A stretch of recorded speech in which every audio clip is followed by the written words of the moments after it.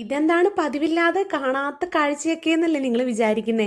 വിചാരിക്കാൻ വരട്ടെ, ഞാൻ പറയാം എന്താണെന്നേ. അതിൻ്റെ പിന്നിലുള്ള ഒരു അധ്വാനം എന്ന് പറഞ്ഞ ഒരു ഒന്നൊന്നര അധ്വാനമായി പോയിട്ടോ. ഇതൊക്കെ നമ്മുടെ തറവാട്ട് പറമ്പാണേ.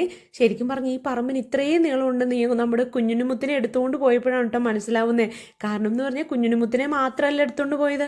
അതിനു മുമ്പ് ഞാൻ അവിടെ കൊണ്ട് കുഞ്ഞിനുമുത്തിൻ്റെ കസേര വെച്ചു, നമുക്ക് അലക്കാനുള്ള തുണി വെച്ചു. അലക്കാനുള്ള തുണി എന്ന് പറഞ്ഞാലേ ഞാനൊരു മണ്ടത്തരം കാണിച്ചതാണേ. വേറെ നല്ല നമ്മുടെ വാഷിംഗ് മെഷീനിൽ ഞാൻ തുണി അലക്കാൻ ഇട്ടിട്ടുണ്ടായിരുന്നു കേട്ടോ. അപ്പോൾ നമ്മുടെ അൻവിക്കുട്ടിക്ക് ഒരു സ്വഭാവമുണ്ട്, ഞാൻ വാഷിംഗ് മെഷീൻ എപ്പോൾ തുറന്നാലും ആൾ വന്നിട്ട് അതിൻ്റെ ഉള്ളിൽ കയറാനായിട്ട് നോക്കൂ കേട്ടോ. പിന്നെ എനിക്ക് ഭയങ്കര പാടാണ്, അവളെ കരയിച്ച് പെറുക്കിയൊക്കെ വേണം എല്ലാ കാര്യവും ചെയ്യാനായിട്ട്.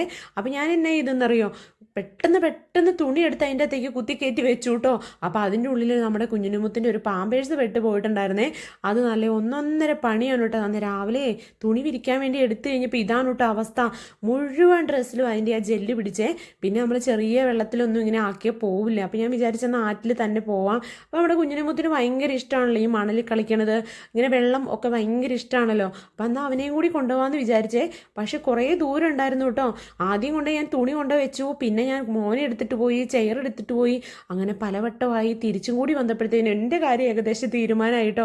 എന്താണെങ്കിലും പിള്ളേർ നല്ലതായിട്ട് അത് എക്സ്പ്ലോർ ചെയ്തേ, നല്ല രസമുണ്ടായിരുന്നു. ഞങ്ങളൊക്കെ ചെറിയ കാലത്തൊക്കെ ഇങ്ങനെയൊക്കെ ആയിരുന്നു കേട്ടോ. പക്ഷെ ഇപ്പോഴെന്ന് പറഞ്ഞാൽ ആരും മക്കളെ ഇങ്ങനെ പുറത്തൊന്നും ഇറക്കില്ല, എപ്പോഴും ഒരു മൊബൈലൊക്കെ കൊടുത്ത് ഇരുത്തിയേക്കല്ലേ. പക്ഷെ നമ്മളും വല്ലപ്പോഴൊക്കെയാണ് കേട്ടോ ഇങ്ങനെ, വല്ലപ്പോഴും തന്നെയല്ല, ഇടയ്ക്ക് വർഷത്തിലൊന്നൊക്കെ ഇങ്ങനെ വരാറുള്ളേ. അപ്പോൾ ഈ ഒരു സ്ഥലം നമ്മുടെ കുഞ്ഞിനുമുത്തിന് പറ്റിയ ഒരു സ്ഥലമാണെന്ന് ഞാൻ കണ്ടുപിടിച്ച് വെച്ചിട്ടുണ്ട്. വേറെ നല്ല കുഞ്ഞു കുഞ്ഞു പഞ്ചാര പോലത്തെ മണലുകളാണ് കേട്ടോ. അപ്പോൾ അതിൽ നിർത്തിയാൽ നല്ലതാണേ കുഞ്ഞിനുമുത്തിനെ. അപ്പോൾ ഇവിടം വരെ വരാനുള്ള ആ ബുദ്ധിമുട്ടേ ഉള്ളൂ, വന്നു കഴിഞ്ഞാൽ അടിപൊളിയാണ് കേട്ടോ.